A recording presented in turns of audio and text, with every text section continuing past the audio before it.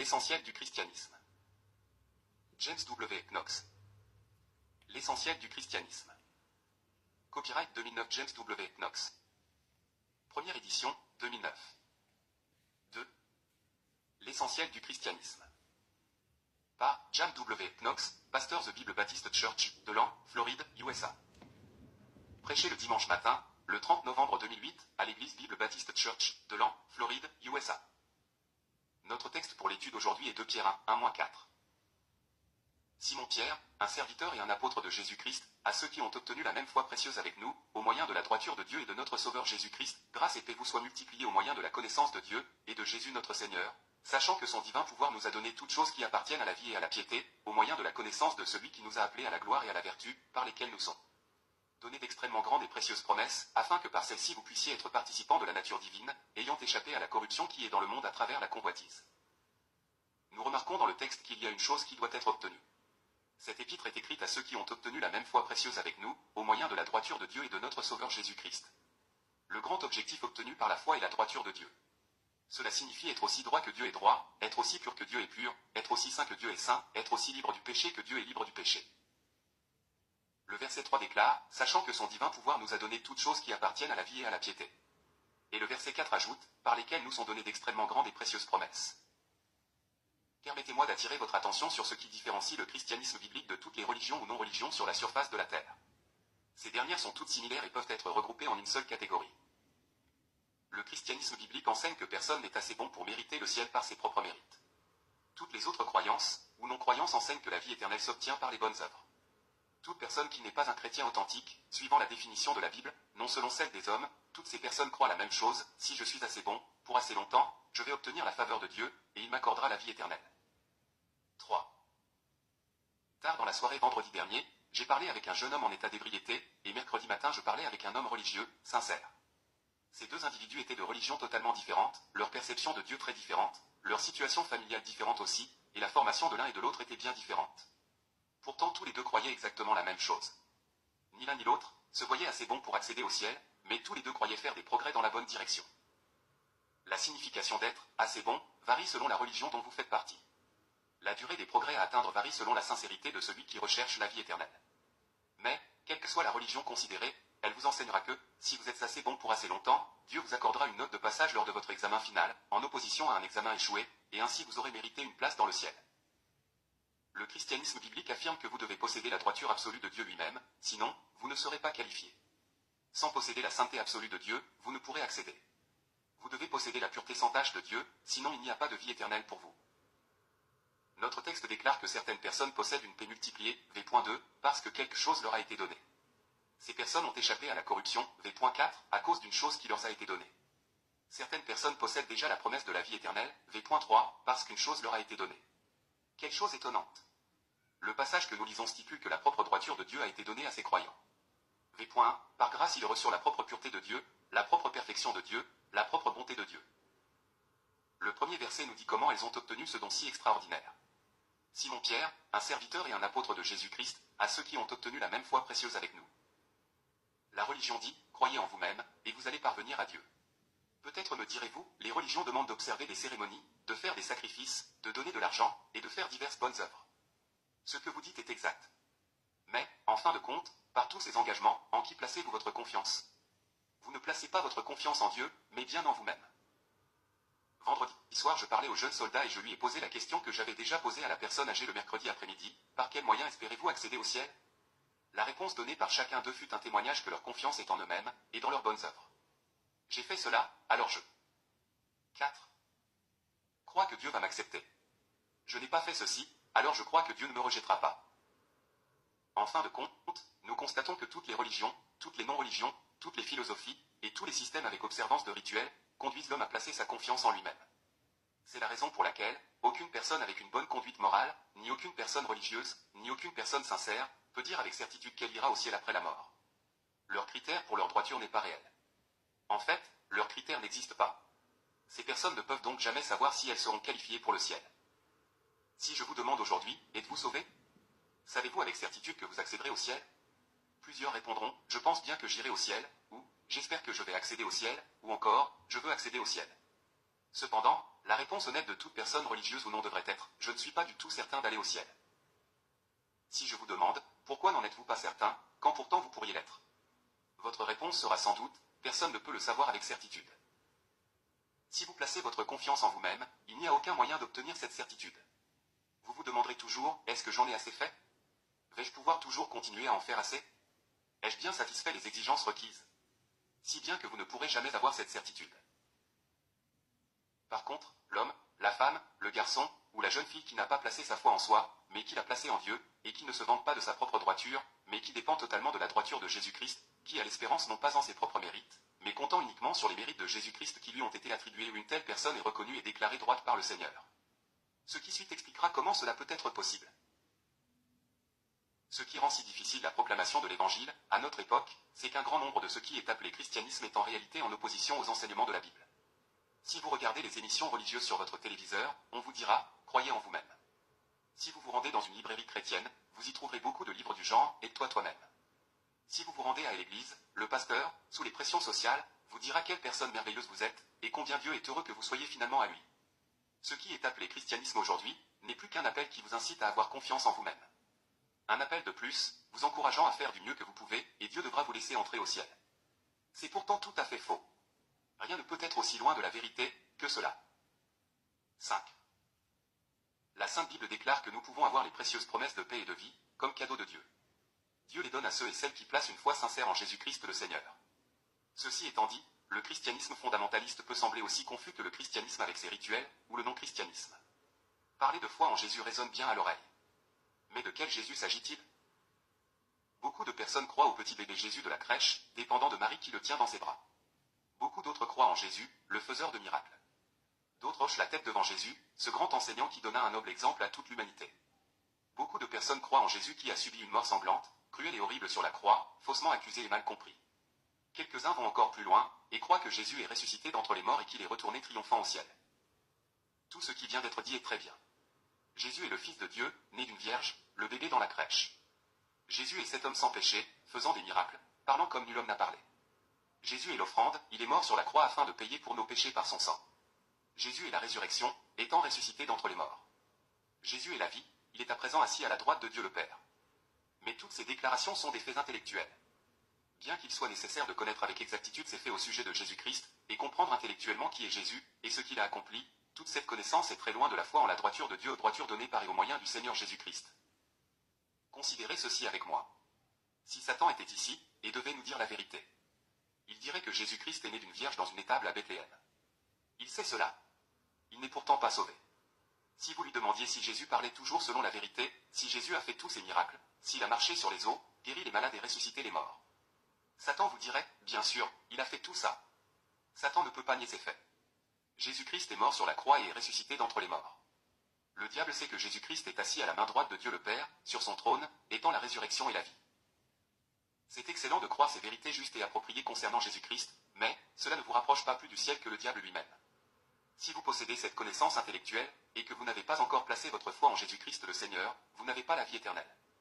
Vous possédez les faits nécessaires au salut, mais pas la droiture nécessaire pour accéder au ciel. La Bible dit dans Romains 3, 20 à 28. Par conséquent, par les actions de la loi, il n'y aura aucune chair justifiée à sa vue. Peu importe, qu'à vos yeux, vous vous voyez meilleur que ceux de votre parenté. Peu importe, que vos voisins vous estiment meilleur que leurs autres voisins. Cela n'a aucune importance que votre compagnon de 6. Cellule vous trouve meilleur que tous les autres prisonniers. Aux yeux de Dieu, personne n'est assez bon. Mais maintenant la droiture de Dieu sans la loi est manifestée, étant témoignée par la loi et les prophètes, c'est-à-dire la droiture de Dieu laquelle est par la foi de Jésus-Christ envers tous et sur tous ceux qui croient, car il n'y a aucune différence, car tous ont péché, et n'atteignent pas à la gloire de Dieu, étant justifiés gratuitement par sa grâce au moyen de la rédemption qui est en Christ Jésus, lequel Dieu a établi pour être une propitiation au moyen de la foi en son sang, pour déclarer sa droiture pour la rémission des péchés qui sont antérieurs, au moyen de l'indulgence de Dieu, pour déclarer, dis-je, à présent est sa droiture, afin qu'il puisse être juste, et le justificateur de celui qui croit en Jésus. Par conséquent, nous concluons qu'un homme est justifié par la foi sans les actions de la loi. Avez-vous lu ce passage très attentivement ? Le Fils de Dieu, le Seigneur Jésus-Christ, est à 100% droit. Il n'a jamais péché. Il ne péchera jamais. Il est pur, saint, innocent, non souillé, séparé des pécheurs. Hébreux 7, 26. Dieu compare tous les êtres humains à Jésus, et nous tous avons péché, et n'atteignons pas à la gloire de Dieu.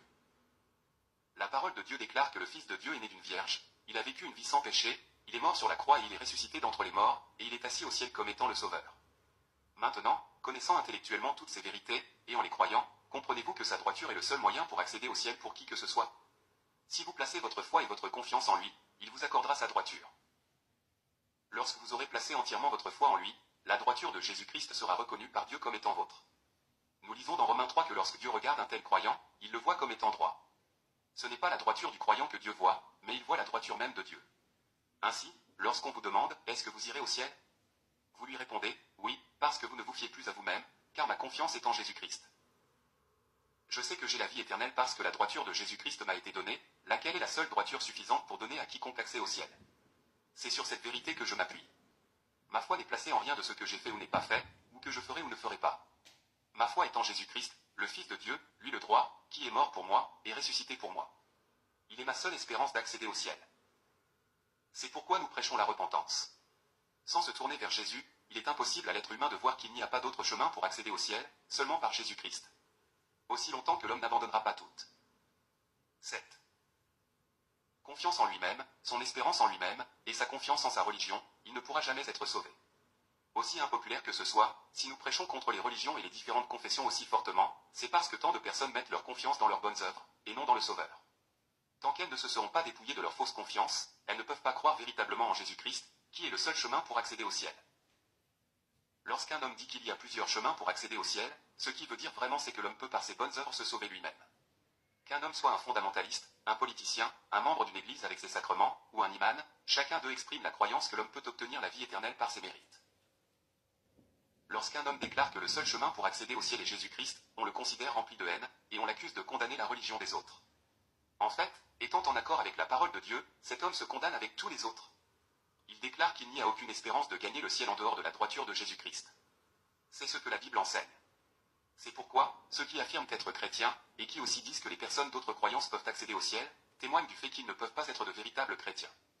Ils peuvent participer à un système d'œuvres dites chrétiennes, mais ils ne comprennent, ni la droiture de Dieu, ni le salut qui est en Jésus-Christ seul. Regardons ensemble Romains chapitre 10. Remarquez comment le savoir intellectuel doit faire place à la foi authentique. Romains 10, 1-2 dit, « Frères, le désir de mon cœur et ma prière à Dieu pour Israël est, qu'ils puissent être sauvés. Car je leur atteste qu'ils ont un zèle de Dieu. » Remarquez bien soigneusement. Ils croient en Dieu. Ils croient que Dieu a donné les Écritures. Ils offrent des sacrifices à Dieu. Ils vont au temple qu'ils ont bâti pour Dieu, et là, ils l'adorent. Ils croient qu'il n'existe pas d'autre Dieu. Ils sont tous scellés. Alors, qu'est-ce qu'ils n'ont pas compris? Le verset 3 dit, « Car eux étant ignorants de la droiture de Dieu, et la contournant afin d'établir leur propre droiture, ne se sont pas soumis eux-mêmes à la droiture de Dieu. » Nous devons bien saisir cette vérité. Voici Jésus-Christ. Il est la droiture de Dieu. Il est le seul qui soit totalement droit. Voici maintenant la race humaine entière. Ils ont tous péché, et n'atteignent pas à la gloire de Dieu. Il n'y a aucun homme droit. Alors, je demande, amis, est-ce que vous irez au ciel? Je l'espère bien. Qu'est-ce qui justifie votre espérance? J'ai été baptisé. Cet homme ne se soumet pas à la droiture de Dieu. Par contre, il se vante de sa propre droiture. Madame, est-ce que vous irez au ciel? Je l'espère bien. 8. Sur quoi appuyez-vous votre espérance? J'ai été une bonne mère, une bonne épouse et une bonne personne. Cette femme ne se soumet pas à la droiture de Dieu. Dites-moi, irez-vous au ciel? Certainement. Je le pense. Oui. Sur quoi appuyez-vous votre espérance? Je suis membre de telle ou telle église. Je pratique telle ou telle religion. Ne voyez-vous pas que toutes ces réponses sont des déclarations de confiance en soi, et qu'aucune de leurs réponses n'exprime la foi dans le Seigneur Jésus-Christ? C'est le travail du Saint-Esprit dans le cœur humain, qui montre aux hommes qu'ils sont injustes, qu'ils ont tous péché, et ont échoué à prétendre être à la hauteur de la gloire de Dieu requise pour accéder au ciel. Si le Saint-Esprit peut arriver à convaincre cet homme du fait qu'il ne sera jamais assez bon pour pouvoir accéder au ciel par ses mérites, cet homme se trouvera devant deux options. La première option, soit qu'il rejette la véracité de la Bible et qu'il continue de faire confiance à lui-même et à sa religion. La deuxième option, il peut humblement accepter son indignité, et se soumettre à la droiture de Dieu. L'homme qui vient à Dieu, se reconnaissant pécheur, et se confiant dans les mérites du Fils de Dieu, lequel est sans péché, Dieu lui accordera son plein pardon et lui donnera la vie éternelle. Le Seigneur reconnaîtra sa foi en Jésus-Christ, et la comptera en tant que la droiture absolue de Christ. Par contre, l'homme qui persiste à se fier à lui-même, mourra dans ses péchés, et se réveillera en enfer. C'est pourquoi le plus grand danger pour l'âme humaine ne se trouve pas dans le vice ou l'immoralité. Il se trouve plutôt dans la religion. La chose la plus damnable de toutes les religions est cet enseignement humaniste qu'il faut s'aimer soi-même. Tout ce qui encourage cette croyance populaire et trompeuse que l'homme est assez bon pour mériter la vie éternelle, cet enseignement pousse l'homme plus près de sa damnation éternelle. Par contre, tout ce qui convainc l'homme de sa faiblesse, de ses péchés, et de son manque de droiture parfaite, attira cet homme à s'approcher de Jésus pour réclamer son pardon et sa miséricorde. Revenant à notre passage dans Romains 10, nous constatons qu'une personne doit passer d'une simple compréhension intellectuelle de la personne de Jésus, qui était-il, à une compréhension spirituelle, à savoir qui Jésus est véritablement. Jésus est la droiture de Dieu, et l'accès au ciel est impossible sans lui. C'est pourquoi le verset 4 déclare, « Car Christ est la fin de la loi pour la droiture à quiconque croit. » 9. Le jour où l'homme admet qu'il ne sera jamais assez bon par lui-même pour faire face aux critères de Dieu, et réalise qu'il doit croire en Jésus-Christ, ce jour-là, cet homme comprendra qu'il peut être sauvé. Vous est-il arrivé de recevoir quelque chose qu'une personne ait acheté pour vous? Si elle a acheté et vous l'a donné, c'est déjà payé. Jésus-Christ a acheté la vie éternelle pour vous. C'est déjà payé. Pourquoi gratteriez-vous pour trouver des sous, ou bien quitteriez-vous à la porte d'un restaurant, ou laver la vaisselle pour un repas, lorsque le repas a déjà été payé? Vous n'agiriez pas ainsi. Alors, pourquoi vous rendre la vie difficile, faire des pieds et des mains, essayer ceci, et abandonner cela, espérer cela afin d'arriver à acheter la vie éternelle quand elle a déjà été payée en entier? Jésus-Christ veut vous donner suffisamment de droiture pour accéder au ciel. Si vous vous humiliez, et placez toute votre foi en Jésus, vous recevrez la vie éternelle. Si vous ne prenez pas de lui cette droiture exigée, jamais vous ne l'obtiendrez. L'influence de la télévision, l'endoctrinement de l'enseignement scolaire, et de la grande diversité de religions, affectent grandement nos vies. Je le comprends bien. Dans tout ce brouhaha, il est de plus en plus difficile pour l'individu de saisir ce qu'est vraiment le salut. Lorsque je dis « personne n'est assez bon pour aller au ciel », l'homme, dans son amour propre dit « c'est du négativisme ». Lorsque je dis « vous devez vous repentir », l'homme dit « c'est offensant ». Lorsque je dis « aucune de vos religions n'est assez bonne, et vous allez mourir dans vos péchés si vous ne placez pas votre foi en Jésus-Christ ». Dans son amour propre, l'homme s'exclame « comment pouvez-vous être capable de tant de haine ?» Pourtant, avec toutes ces déclarations qui vous offensent tant, il vous est offert le pardon complet et gratuit de tous vos péchés, la droiture de Dieu donnée gratuitement, la vie éternelle dans le ciel simplement par votre foi en Christ. Mais, puisque pour tout ceci, seul Dieu en reçoit toute la gloire, et l'homme n'a rien dont il puisse se vanter, ces vérités passent sans qu'il y prête attention. Lorsque nous disons à un homme qu'il doit mettre sa confiance dans le Seigneur et non en lui-même, ce message est considéré trop négatif, bien qu'il porte en lui l'offre de la vie éternelle. Quelle tragédie! Pour tous les hommes, les femmes, les garçons et les filles, rien ne peut être plus positif, stimulant, que ce message plein d'espérance, cette bonne nouvelle que le Dieu Tout-Puissant pardonnera tous leurs péchés, et leur donnera la vie éternelle, s'ils cessent de se confier en eux-mêmes, et mettent leur confiance en Jésus-Christ. Mais celui qui écoute son amour propre passe à côté de la vie éternelle, essayant de prouver 10. Qu'il est assez bon pour accéder au ciel, et refusant ainsi la droiture de Dieu offerte gratuitement. La Bible déclare que Christ accorde la droiture exigée et acceptée par Dieu, à tous ceux qui croient. Examinons cette grande transaction telle qu'elle est décrite dans 2 Corinthiens 5, 20 à 21. Maintenant donc, nous sommes ambassadeurs pour Christ, comme si Dieu vous implorait par nous, nous vous prions au nom de Christ, soyez réconciliés avec Dieu. Tout comme l'ambassadeur d'une nation parle au nom de sa nation, s'adressant aux membres d'une autre nation, ainsi le ministre, pasteur, de Christ s'adresse à vous, au nom de Dieu. L'ambassadeur n'apporte pas ses propres paroles, il doit transmettre les paroles des autorités et du pouvoir qu'il représente. Voici donc la bonne nouvelle que Dieu adresse à toute l'humanité. Car il, Dieu le Père, là, Jésus-Christ, fait être péché pour nous, nous tous, il a pris notre place dans sa mort sur la croix, afin que nous puissions être faits la droiture de Dieu en lui. Quelle chose incroyable! Jésus prend votre péché, et en retour, il vous donne la droiture de Dieu. Il faudrait être fou pour rejeter une telle offre. Supposez que vous ayez, il y a quelques années, pris un prêt hypothécaire de 2,000 € espérant de bonne foi pouvoir faire les paiements. Puis, vous vous blessez gravement de sorte qu'il vous est devenu impossible de continuer de gagner un salaire suffisant pour faire les versements. Il vous est impossible de remplir vos obligations, et la personne à qui appartient la maison est sur le point de vous expulser. Puis, une personne vient à vous et dit, j'ai 2,000 € à vous donner. Je vais payer toute la dette, et la maison sera à vous. Ou bien, vous pouvez continuer d'essayer, d'une façon ou d'une autre, de la payer par vous-même dans un vain espoir que peut-être, par certaines circonstances, la fortune vous sourira, et vous pourrez payer la maison vous-même. Nous aurions à chercher longtemps et intensément pour trouver quelqu'un qui refuserait ces 2,000 € leur permettant de prendre possession de la maison gratuitement, libéré de toute dette. Votre dette est payée en entier, et vous pouvez tirer profit des bénéfices. Merveilleux. Alors, comment se fait-il que, lorsque le Dieu Tout-Puissant offre d'effacer toute la dette du péché qui conduira tant d'âmes directement en enfer, tant de personnes refusent son offre si gracieuse? Des hommes et des femmes, qui savent très bien qu'ils sont incapables de cesser de pécher, repoussent et méprisent l'offre du pardon. Sachant bien qu'ils ne possèdent pas cette droiture parfaite, ces hommes et ces femmes continuent de se leurrer, nourrissant cette utopie qui consiste à se croire assez bon. 11. Dieu offre de prendre toute la dette de vos péchés, et de vous donner sa droiture en sorte que vous puissiez avoir la vie éternelle. Pourquoi tant de personnes refusent une offre si merveilleuse? Votre péché, en échange de sa droiture, c'est ce que Dieu offre. Y a-t-il preneur? Vous devez croire que Jésus est né d'une vierge, mais ce n'est pas suffisant. Vous devez croire qu'il est mort, qu'il a été enseveli et qu'il est ressuscité, mais ce n'est toujours pas suffisant.